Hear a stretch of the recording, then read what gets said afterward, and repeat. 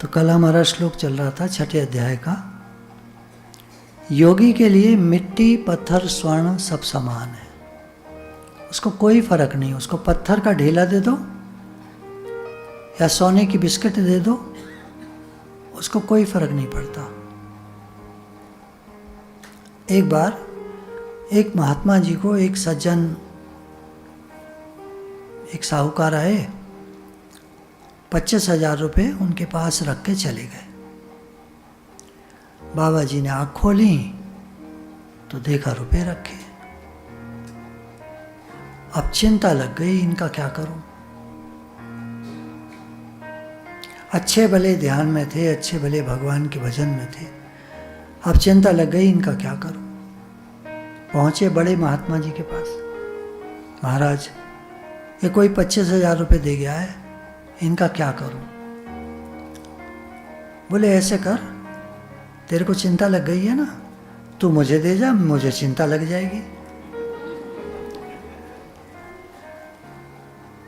तो सबसे बढ़िया उपाय बताऊं, देखो गोबर की लीद पड़ी है, वो गोबर पड़ा है, अभी गाय कर गई थी, तो जाके उसके नीचे छिपा दे और जा यहां से भाग।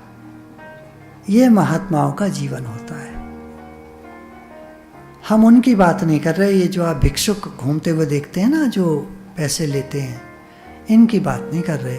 महात्मा एक अलग व्यक्तित्व है, जो कहीं बैठा है और अपनी साधना कर रहा है, जिसको पैसे से कोई मतलब नहीं। आप दोगे भी तो लेगा नहीं, और ज़बरदस्ती रख दोगे तो फेंक देगा। आप बोलेंगे वो खाता कहाँ से होगा, फिर सोचो कहाँ से खाता हो। जगह जगह भंडारे भंडारे नहीं लगे रहते, जिनमें वो जाते ही नहीं है।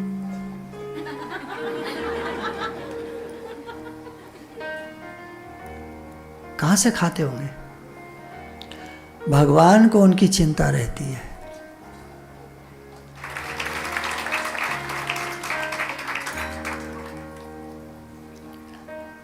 कितना खाने को चाहिए। देखिए, हम लोग कार्य करते हैं तो हमको भूख लगती है। किसी दिन आप खाली बैठे रहना पूरे दिन, आपको देखना शाम तक भूख ही नहीं लगेगी। वो बैठे बैठे भजन कर रहे हैं, भगवान से योग लगा रहे हैं, भूख का क्या काम है। आप बोलेंगे शक्ति कहाँ से आती है। यही तो चीज़ है। ऑस्ट्रेलिया में एक लड़की है, वो प्रत्यक्ष प्रमाण है इसका। उसने भारत को अध्ययन करके खाना छोड़ दिया, और वो कॉस्मिक एनर्जी पे रहती है। आप हाथ यूं करेंगे थोड़ी देर के लिए तो इनमें सेंसेशन होने लगेगी, कुछ आने लगेगा। इसको कॉस्मिक एनर्जी कहते हैं। कॉस्मिक एनर्जी लेते हैं वो, उनको खाने की कोई ज़रूरत नहीं होती। हमारे लिए आश्चर्य की बात है, पर यह सत्य घटना है, वो प्रूव्ड है। उस ऑस्ट्रेलियन लड़की ने प्रूव कर दिया है कि आदमी को खाने की कोई ज़रूरत नहीं है, खाता है सिर्फ भोग के लिए। भोग, खाना भी एक भोग है। हमको 3 टाइम भूख लगती है, आप 4 टाइम खाने लगोगे ना, 4 टाइम भूख लगने लगेगी। आप 6 टाइम खाने लगोगे, आपको 6 टाइम भूख लगने लगेगी। आप 2 टाइम खाओगे, आपको 2 ही टाइम भूख लगेगी। देखा है आपने, कुछ लोग सुबह खा के जाते हैं, शाम को आके खाते हैं, 2 ही टाइम खाते हैं। ये तो जैसे आप शरीर को बना लो वैसे बन जाएगा। चलिए प्रैक्टिकल बात करते हैं।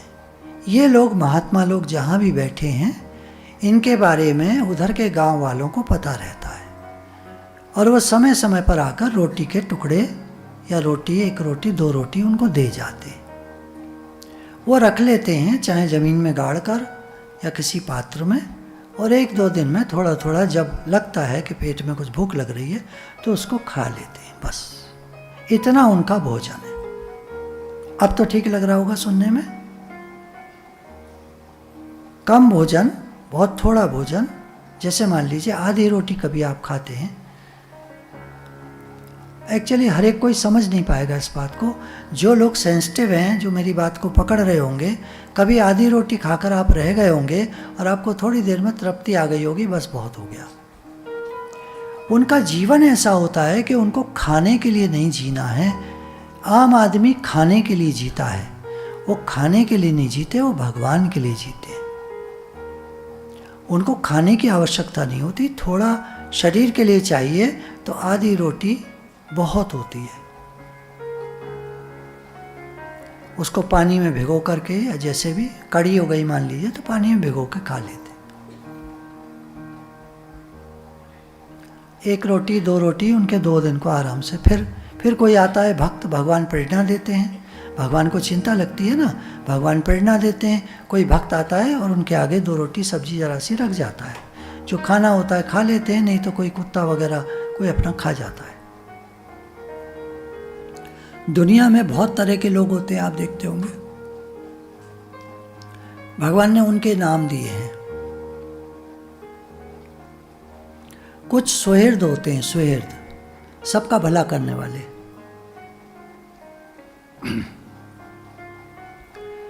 कुछ मित्र होते हैं हमारे, आप सुनते जाइएगा, भगवान ने नाम बताए लोगों के। कुछ वैरी होते हैं जो हमसे वैर मानते हैं, हमसे द्वेष मानते हैं। हम कुछ नहीं कह रहे हैं पर पता नहीं क्यों। कुछ उदासीन होते हैं, न्यूट्रल, उनको कोई मतलब नहीं किसी से, जा रहे हैं अपने रास्ते, ना आपसे मतलब, ना हमसे मतलब, ना किसी से मतलब। देखे होंगे। कुछ मध्यस्थ होते हैं, बीच बचाव करने वाले। कहीं झगड़ा हो गया, कोई बात हो गई, बीच बचाव करते हैं। अरे नहीं, अरे अरे शांति रखो सब, अरे सब ठीक है, सब ठीक है। कुछ द्वेष होते हैं। आपने कभी देखा होगा, हमारे मन में किसी को देखकर कुछ अच्छा सा नहीं लगता है, कुछ रिएक्शन सा, कुछ चिढ़ सी, कुछ गुस्सा सा। कभी ऑब्जर्व किया है, देखा है? आपके मन में किसी को देखकर वो व्यक्ति अच्छा सा नहीं लगता, ऐसा भी होता है। बंधुगणों में फिर आती है हमारी रिश्तेदारी, जो भी हमारे रिश्तेदार हैं। धर्मात्माओं में फिर आप देखते होंगे, संसार में बड़े बड़े धर्मात्मा लोग हैं, बड़ा बड़ा काम कर रहे हैं। टाटास, बिरलास, कितने कैंसर इंस्टीट्यूट, रिसर्च इंस्टीट्यूट, कितने ये सिंघानियाज, कितने सारे हॉस्पिटल्स, कितने मंदिर, कितने धर्मशालाएं। बिरलास ने कितनी धर्मशालाएं बनाई हैं हर तीर्थ पर। इसके अलावा और भी धर्मात्मा लोग होते हैं, सबके लिए करते हैं। फिर धर्मात्मा में एक श्रेणी आती है महात्माओं की, जो हमको सुख देने के लिए खुद तपस्या करते हैं। उनके वाइब्रेशंस दुनिया में शांति फैलाते हैं।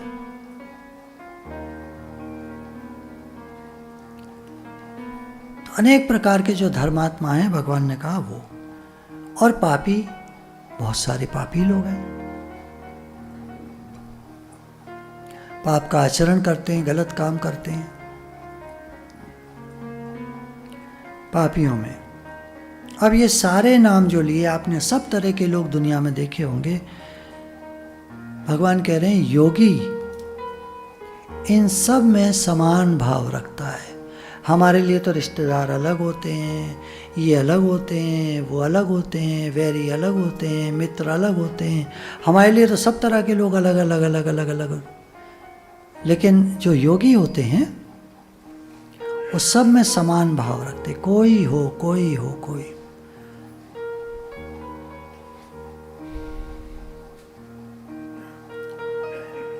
जैसा रंग तैसा राजान, जैसा भिखारी वैसे ही राजा। उनका समान भाव रहता है, उनको राजा से कुछ नहीं चाहिए। अभी कुछ दिन पहले की बात है, एक छोटा सा वीडियो था। तो चीफ मिनिस्टर साहब उनसे कह रहे थे कि आपके लिए हम आश्रम के लिए कुछ व्यवस्था, कुछ कोई बात। तो उनका जवाब था, वो लाइव पड़ा हुआ था, 2 मिनट का वीडियो था। तो उनका जवाब था, मुझे कुछ नहीं चाहिए, मेरे भगवान हैं, वो मेरे लिए कर रहे हैं। क्या जवाब!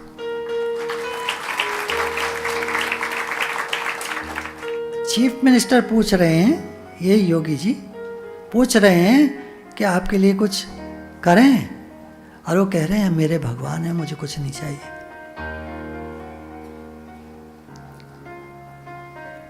सब कुछ पास तेरे, तू क्या मांगे भगवान से। महात्मा लोग तो, सच्चे महात्मा लोग तो भगवान से भी नहीं मांगते, औरों से क्या मांगे। बात क्या है, ये सब सुनने से ना, ये सब देखने से, सुनने से कुछ तो हमारा है, कुछ तो हमारा मन जरा सा नीचे को खिसकता है। हर समय मांग, हर समय ये, हर समय वो, मेरे मन की हो, कुछ तो नीचे को खिसकता है, चुप कर, बहुत हो गया।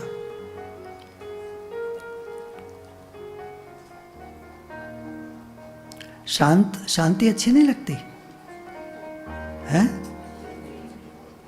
और हर समय हम अशांति वाली चीजें करते रहते हैं।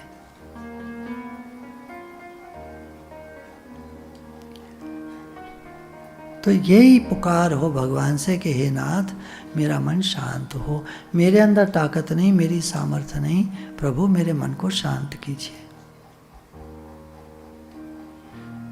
भगवान कह रहे हैं इन सब में, इन सब प्राणियों में उसका समान भाव रहता है। सीखें हम, समता सीखें, समभाव सीखें।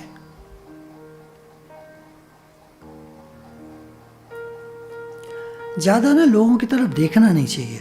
ये आंखें क्या है, इनको आदत होती है देखने की। जब ये देखती हैं तो कुछ ना कुछ संसार अंदर आता है।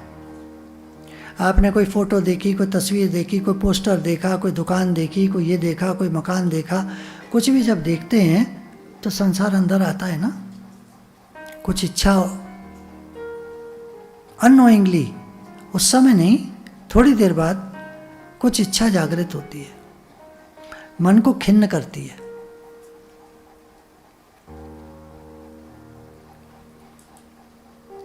मन शांत नहीं रह पाता।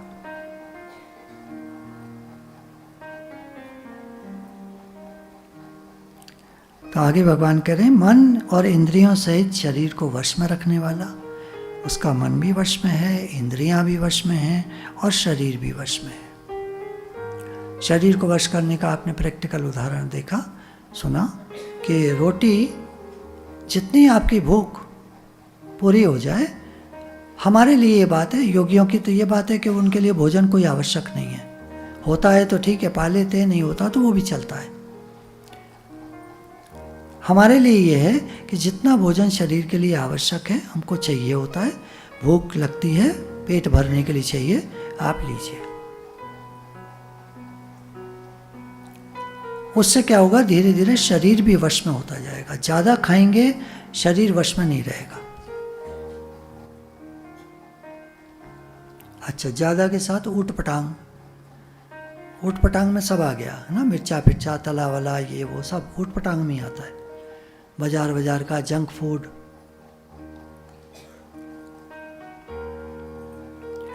आशा रहित और संग्रह रहित योगी, उसको कोई आशा नहीं संसार से, निराशी है वो।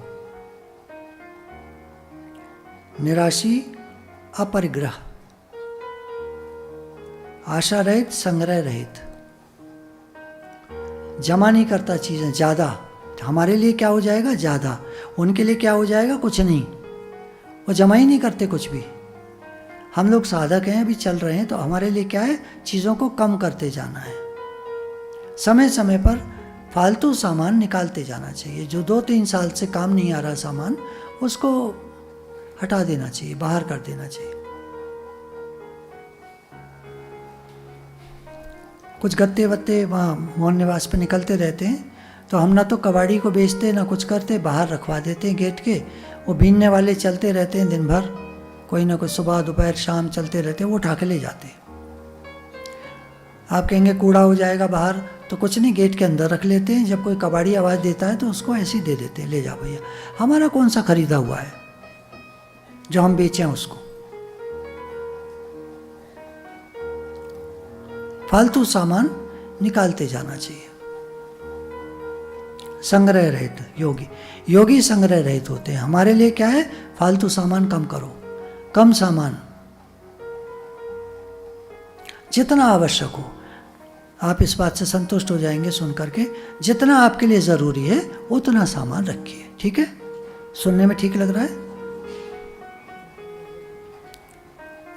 अकेला ही योगी, अकेला ही। हम लोग के लिए क्या है?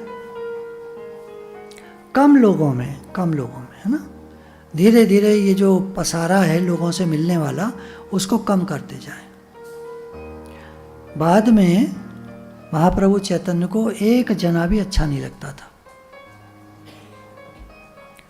किसी से बात करने का मन नहीं करता था, किसी से मिलने का नहीं करता था, केवल अपना भजन।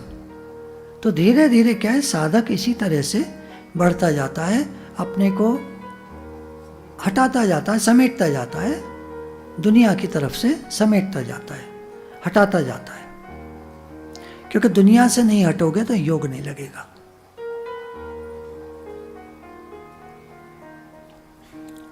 तो योगी अकेला ही एकांत स्थान में स्थित होकर आत्मा को निरंतर परमात्मा में लगावे। अपने मन को, स्वयं को, या आत्मा वर्ड से तात्पर्य है स्वयं, हम भगवान में लगे, मन को भगवान में लगाएं।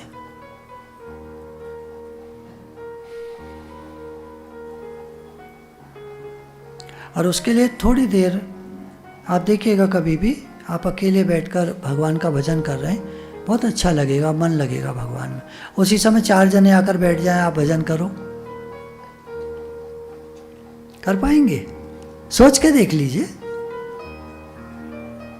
वो तो बातें करने लगेंगे।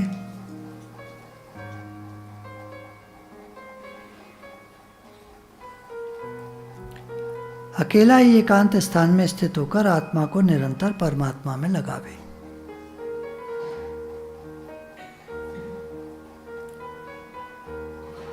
फिर आगे भगवान ध्यान की बात कह रहे हैं योगी के लिए। शुद्ध भूमि में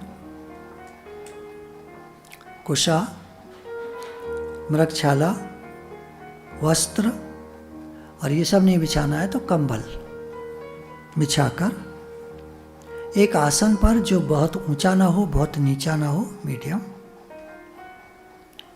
उसको स्थापन करके उस आसन पर बैठकर अपने चित्त और इंद्रियों की क्रियाओं को वश में रखते हुए मन को एकाग्र करके अंतःकरण की शुद्धि के लिए योग का अभ्यास करें।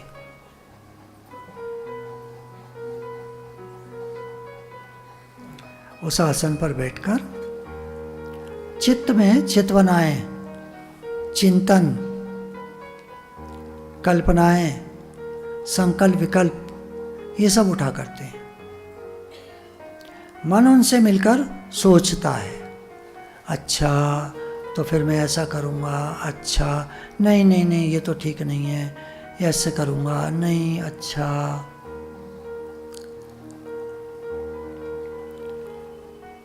तो भगवान कह रहे हैं उस आसन पर बैठकर चित्त और इंद्रियों की क्रियाओं को, इंद्रियों क्रिया क्या है?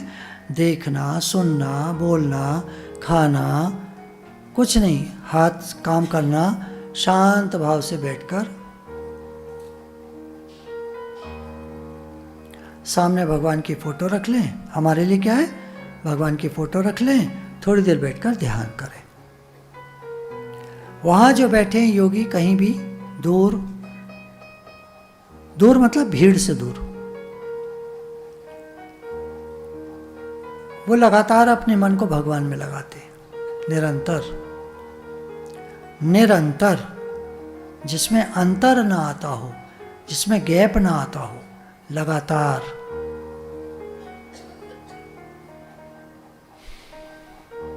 गुरु भगवान के कितने शुक्राने हैं कि हमको वो सत्संग का जब समय देते हैं 1.5 घंटा 2 घंटा, तो हम लोग अपने मन को काफ़ी भगवान में लगा पाते हैं। घर में बैठकर, बाजार में बैठकर, घूम कर इधर उधर, गाड़ी में, स्कूटर पर, कहाँ मन लगता है भगवान में। कुछ लोग काउंटर करते रहते हैं पर मन नहीं लगता भगवान में, क्योंकि आंखें तो दिखा रही हैं ना संसार। गाड़ी में भी चल रहे हैं, काउंटर चल रहा है, चलो अब कोई इधर से, कोई उधर से, कोई पोस्टर, कोई बैनर, कोई ये, कोई वो, कोई सड़क, कोई भीड़, कोई ट्रैफिक जैम, कुछ लगा रहता है। मन तो चलता रहता है ना। चित्त और इंद्रियों की क्रियाओं को वश में रखते हुए मन को एकाग्र करके अंतःकरण की शुद्धि के लिए योग का अभ्यास करें। अंतःकरण हमारा शुद्ध हो जाए, उसके लिए हम योग का अभ्यास करें। अंतःकरण शुद्ध कब नहीं होता? जब उसमें संसार होता है, संसार रूपी मल, विक्षेप, आवरण, ये 3 चीजें ये रहते हैं अंतःकरण में। इसके कारण मन अशुद्ध रहता है, तो इनको दूर करता है योगी लगातार ध्यान करके। हम जितना बैठ सकें, 2 मिनट, 3 मिनट रोज, 5 मिनट शुरू करें।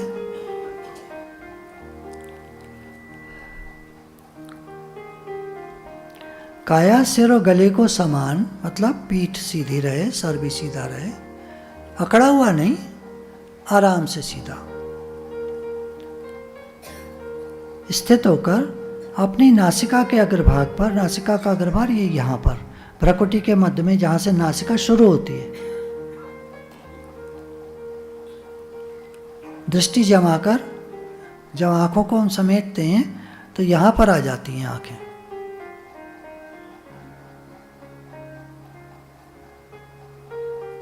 बस यहीं स्थित हो जाए, अन्य दिशाओं को न देखता हुआ, इधर उधर न देखे। कुछ गुरु जी की तरफ से कुछ ऐसी आदत शुरू से पड़ी कि सामने देखकर सत्संग करते हैं, तो इधर वाले और इधर वाले कहते हैं आप इधर उधर देखते ही नहीं हो, आप हमारी तरफ तो देखते ही नहीं हो, हैं? और वो जो पीछे हॉल में बैठे हैं, सबको प्रणाम।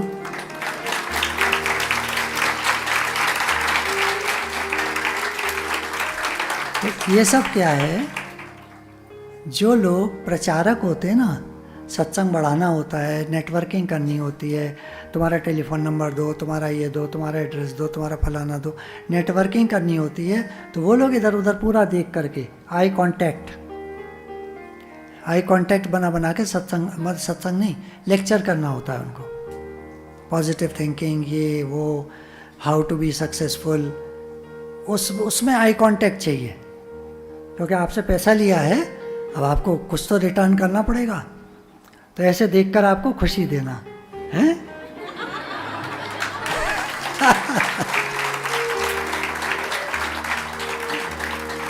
उनको पैसा चाहिए। तो यहाँ गुरु ने कहा तुमको जो ज्ञान मिला है वो बांटो, सबको दो। सब जानते हैं कि हमको तो ज्ञान सुनने के लिए आए हैं, सत्संग के लिए आए। अन्य दिशाओं को न देखता हुआ योगी, फोकस्ड माइंड।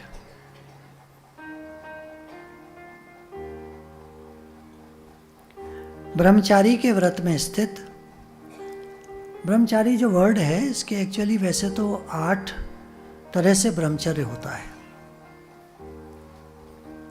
हमारी इंद्रियां भोगों में प्रवृत्त होती हैं तरह तरह के, तो उसमें 8 बताए हैं जिनके लिए मना है ब्रह्मचर्य व्रत धारण करने वालों को।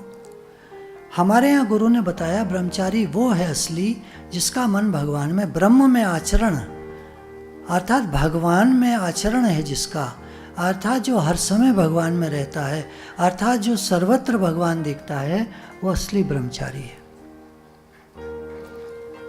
तो भगवान का तात्पर्य यहाँ सभी बातों से है। ब्रह्मचारी के व्रत में स्थित, भय रहित। योगी डरता नहीं है, जंगल में हैं, शेर आ जाएगा खा जाएगा। वो कहते हैं शरीर को खा जाएगा, शरीर तो जानवरों का भोजन है। पर वो योग में लगे रहते हैं। चींटियां बिल बना लेती हैं, दीमक चढ़ जाती है, शरीर खोखला हो जाता है। आपने सुना होगा, महाभारत की कथाओं में, पुराणों में आता है।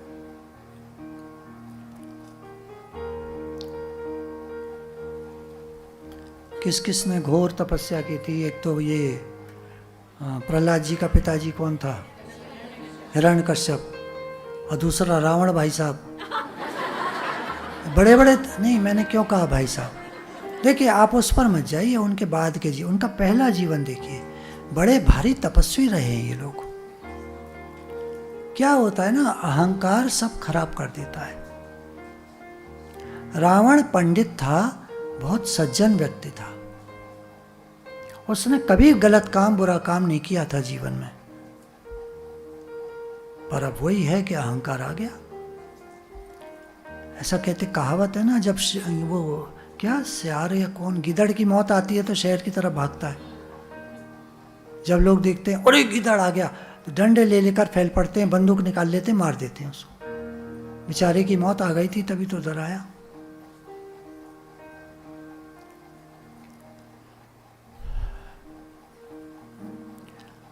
तो कोई आदमी बुरा नहीं होता है। ये अहंकार सबको खराब कर देता है। कंस कौन सा बुरा आदमी था? बड़ा अच्छा आदमी था। लेकिन जैसे आकाशवाणी हुई कि देवकी का 8वां पुत्र तेरे को मार देगा, बस बेचारा, आप देखिए, अब तो मृत्यु से तो हर आदमी घबराता है ना। वो तो बहन को इतना अच्छा व्यक्ति था कि अपनी उसकी कज़न थी, शायद वो कज़न बहन थी, कौन सी सगी भी नहीं थी। कज़न बहन को रथ पर बिठाकर उसके ससुराल छोड़ने जा रहा था। कितना प्रेम था उसका। वो खराब आदमी नहीं था। कोई भी बेसिकली खराब आदमी नहीं होता है। ये हालात और परिस्थितियां आदमी को खराब बना देती हैं। तो योगी लोग भय रहित होते हैं। जब तपस्या करते हैं तो कुछ भी होता रहे, ये अपनी तपस्या को भंग नहीं करते।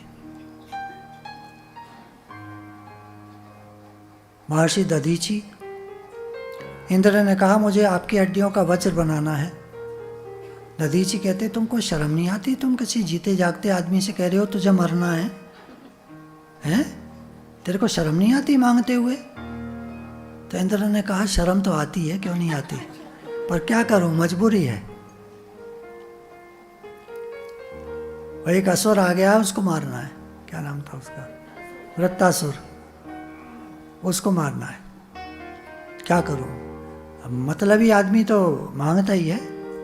इस समय मैं बहुत मतलबी हो रहा हूं, आप कृपा करके मुझे, आप मर जाएं, मुझे अपनी हड्डियां, आपकी हड्डियां में ले लूं, उसका वज्र बनाऊंगा और वृत्तासुर को मारूंगा। उनको कुछ दुख नहीं हुआ। योगी हैं। बोला ठीक है, मैं योग लगाता हूं। बैठ गए ध्यान में, सांस चढ़ा ली। बोला अब तू काट दे, मार दे, कुछ भी कर, कोई फर्क नहीं पड़ेगा, हड्डियां निकाल ले। तो क्या होता है, हम क्यों सुन रहे हैं? सुन करके कहीं जरा सा तो कुछ है, खिसकता है आदमी, जरा सा तो खिसकता है। भाई थोड़ा तो मेरा मन लगे भगवान, क्या कर रहा हूं? ऐसे ऐसे महारथी महान लोग हुए हैं और मैं कहां पर हूं? कुछ तो खिसके।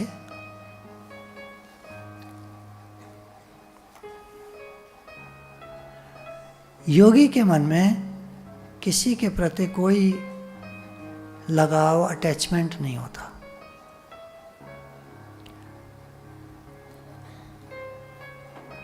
वो शांत अंतःकरण वाला योगी, मन को रोककर मुझ में चित्त वाला, वो लगातार अपने मन को भगवान में लगाता है। मेरे परायण होकर स्थित होता है, वो भगवान के परायण हो जाता है। भगवान हे नाथ, मैं आपका हूं, मैं आपका हूं।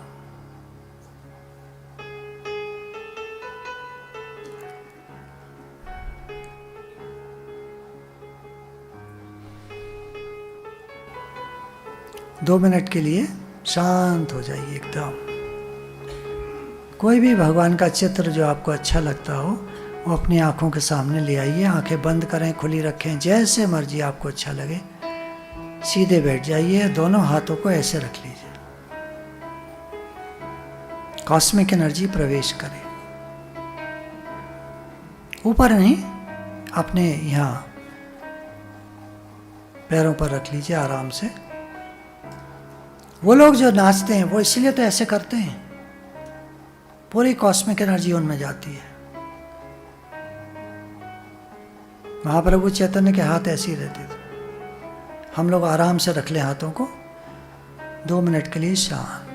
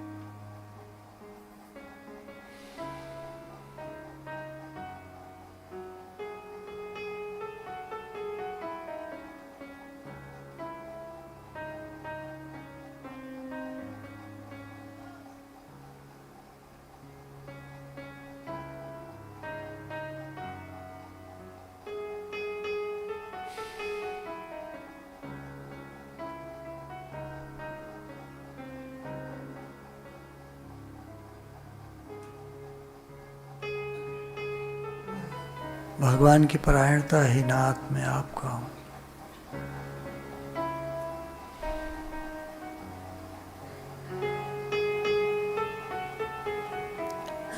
आपके परायण हूं, आपके समर्पित हूं।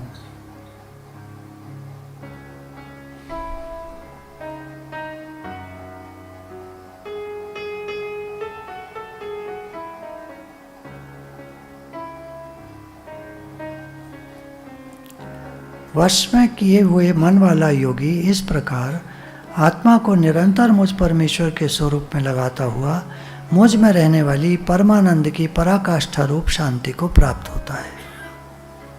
भगवान कह रहे हैं जो लगातार मेरे में मन को लगाता है उसको परम शांति मिलती है। उसके लिए कोई विक्षेप नहीं रहता। कुछ भी होता रहे दुनिया में वो सम और शांत रहता है। उसने मन से सब कुछ त्याग दिया है। एक्चुअली उसके मन में कुछ भी नहीं है, कोई संग्रह परिग्रह नहीं है। अत्यंत वश में किया हुआ चित्त जिस काल में परमात्मा में ही भली भांति स्थित हो जाता है उस काल में संपूर्ण भोगों से स्पृहा रहित पुरुष योग युक्त है, ऐसा कहा जाता है। अत्यंत वश में किया हुआ चित्त, हमारा मन पूरा हमारे वश में हो। ये चित्त संग्रह की जो जगह है जहाँ सारा कुछ मेझाला मीन्स सारे विचार, सारी बातें, जन्मों जन्मों की बातें जहाँ स्टोर्ड हैं, एक स्टोर हाउस, उसको चित्त कहते हैं। अब उसमें से सब कुछ निकल जाए,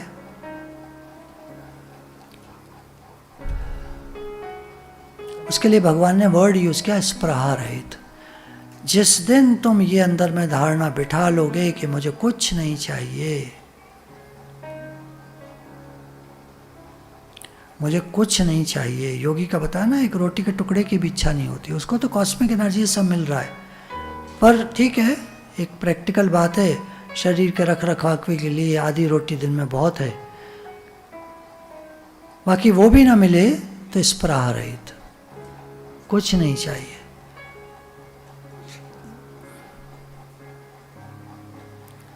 अब कुछ नहीं चाहिए तो चित्त क्या करेगा, मन क्या करेगा?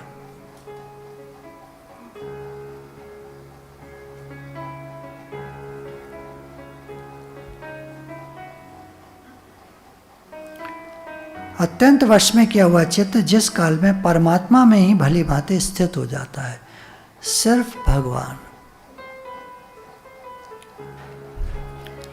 उस काल में, उस समय में संपूर्ण भोगों से स्पृहा रहित पुरुष, किसी भोग की जरा भी उसके मन में इच्छा नहीं होती।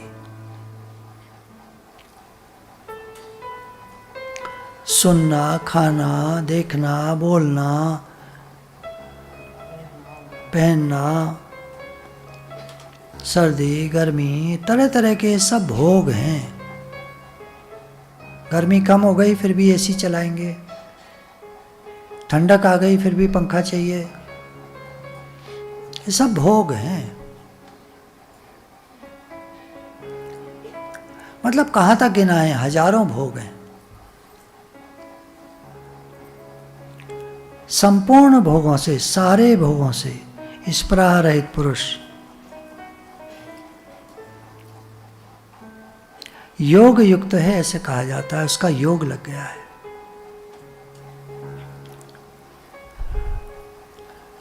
गुरु भगवान के अनंत अनंत शुक्राने हैं।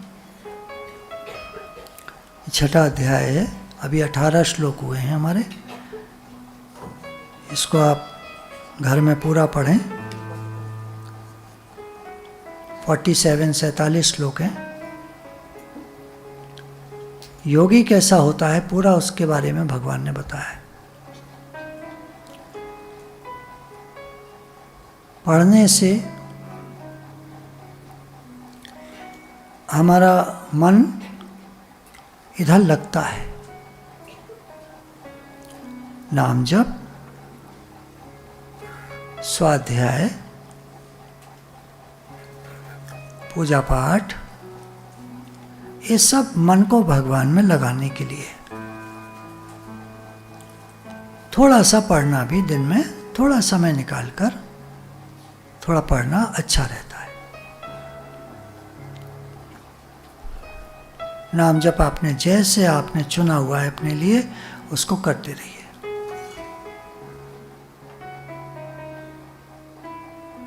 थोड़ा थोड़ा समय, हमारा बहुत सारा समय मन के साथ मिले रहने में बेकार चला जाता है। थोड़ा सा हमको जागना पड़ेगा। जागना क्या होता है? मन से नहीं मिलना।